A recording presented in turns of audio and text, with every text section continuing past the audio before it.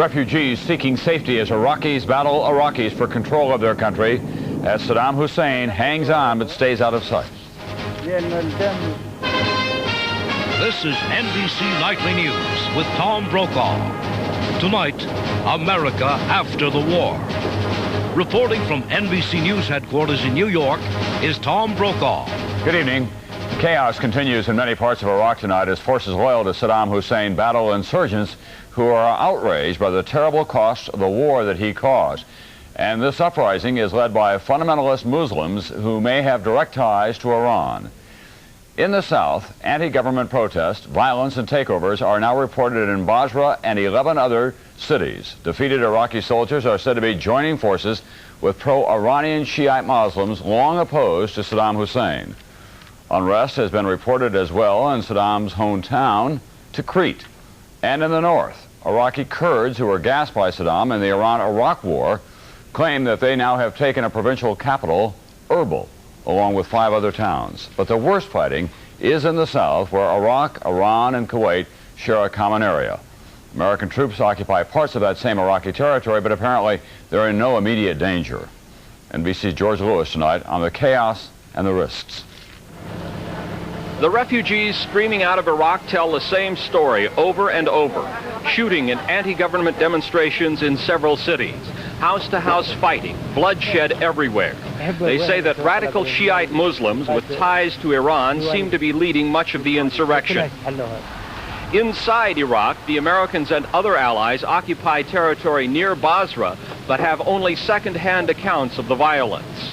Do you get any sense of who's in control in Basra? Is it Saddam's people or is it the revolutionaries? No, it's probably even right now, from what we're gathering, but they're still running. The refugee tales of violence are about the only stories coming out of places like Basra.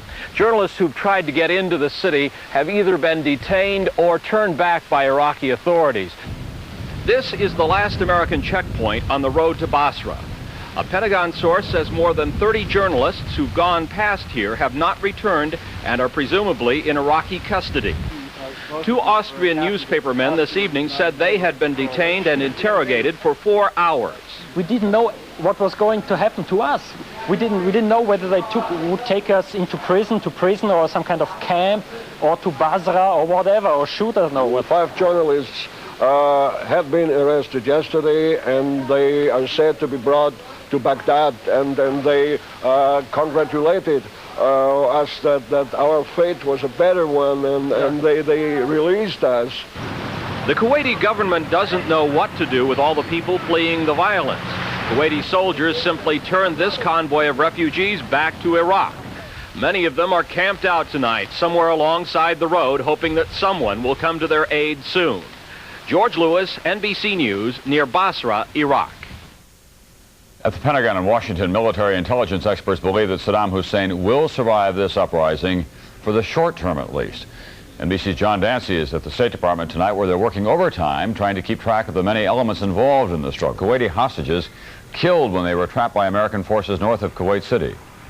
They were buried in mass graves by American forces, many of the victims burned beyond recognition. Also in Iraq today, that country turned over to the Red Cross the last of the Allied prisoners, 35 in all, including 15 Americans. And among those Americans, Army Major Rhonda Cornum. She had been listed as missing in action. All those released will have to stay in Iraq an extra day, it turns out, because rain and high winds hampered flying today. Sunday, American troops were hearing rumors that another American servicewoman, Melissa Rathbun-Neely, had been killed in captivity. Rumors that gratefully turned out to be untrue. She was released yesterday. And today, she talked over a speakerphone to her family in Grand Rapids, Michigan, where news cameras have become a part of their lives. Do you know how famous you are? I found out. The whole world knows you. I know. Specialist Rathbun-Neely was lucky. Not all the women in Operation Desert Storm were as fortunate. Today, the Pentagon disclosed another woman killed in combat and 1 more missing in action, raising this question: what happened to the law that says that American women aren't supposed to be involved in combat? More on that now from NBC's Andrea Mitchell. Specialist Tina Garrett, a 25-year-old combat medic whose arm and leg were ripped by shrapnel from a landmine in southern Iraq. There's a lot of yelling and screaming going on. And I just lied there and I watched and I looked up in the sky and just waited for somebody to get to me. Don't tell her that women aren't permitted in combat units. My job entails for me to go in where there may be firing. Garrett is a single parent to 5-year-old Christina. In Desert Storm, more than 32,000 women shared the risks and, in some cases, the pain. Women like 2 Army staff sergeants who were listed as killed or missing today. And the 3 women reservists who died when the Scud hit their barracks, well behind the front lines. As their families mourn, one father, a 30-year military man, spoke sadly about his daughter's role. We got to fight and do these things. I would more readily accept my son's death in combat than I would my daughter. Women have been injured and killed, but Congress and the Pentagon still won't give them the pay, promotions, and honors that come with combat duty. If they have the ability, the training, then they should be able to do that job wherever our nation needs them to do it.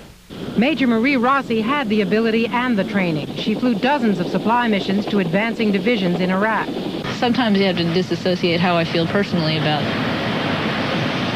the prospect of going into war and, you know, possibly seeing the death that's going to be there. But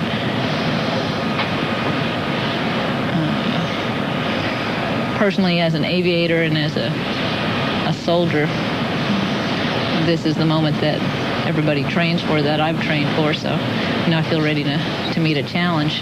On the day after the ceasefire, Major Rossi was killed in a non-combat crash. Andrea Mitchell, NBC News, Washington. When Nightly News continues in a moment, Syria and Israel, maybe they will talk. And a shocking police scandal in Los Angeles tonight, white officers beating a black motorist, and an amateur cameraman records it all.